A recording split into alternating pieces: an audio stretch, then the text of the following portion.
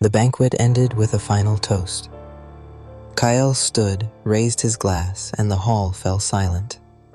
His speech was brief, with measured words about peace, unity, and the strength of welcoming voices, a phrase that made half the court glance at Evren with barely concealed confusion. Then came the applause. The chairs scraped back and music resumed. The performance was over. Kael descended from the high table without a word. Evren remained seated. He watched the nobles scatter in small groups, whispering furiously behind their polite smiles. A few dared to nod at him on their way out. Most didn't. From the edge of the room, Lady Siran was already moving. She caught Kael in the shadows behind the hall's stone archway. Her voice was low but sharp. "This is dangerous."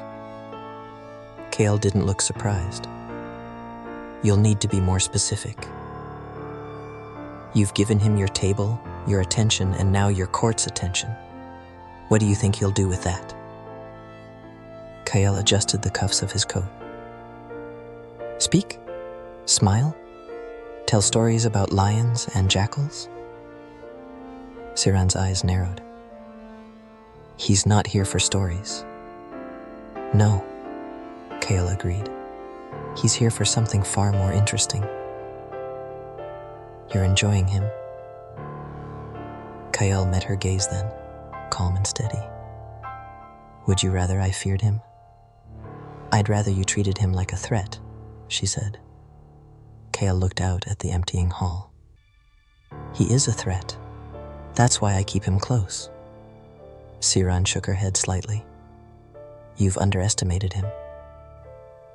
"No," Kael said softly. "You've misunderstood me." She watched him for a moment longer, then gave a short, tight bow and walked away. Kael remained there, alone in the shadows, wine glass still in hand. He said nothing. But when he looked toward the high table again, Evren was already gone. The halls were quiet as Evren walked back to his chambers.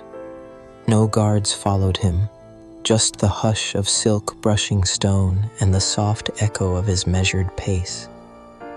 He could still feel the eyes on him, though. Even long after the banquet, their stares clung to him like perfume, sweet, false, and meant to distract from something sour underneath. The door to his chambers opened with a quiet creak. Inside, everything was exactly as he'd left it. The fire low, the mirror waiting, the robe he'd hung earlier still draped across the chair like a shadow too tired to rise. He didn't undress.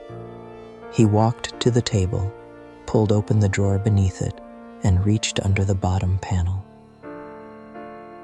From the narrow crack he'd discovered 2 days earlier, he slid out a strip of old parchment, thin, worn, nearly translucent in the firelight. There were already 3 names on it written in sharp black ink. Tonight, he added a 4th. Lord Renar Velen, the merchant jackal with the too easy laugh. He placed a careful dot beside the name, a mark that meant, watch again. Not yet an enemy or weapon, but useful eventually. He folded the parchment and returned it to its hiding place. Then he turned to the mirror.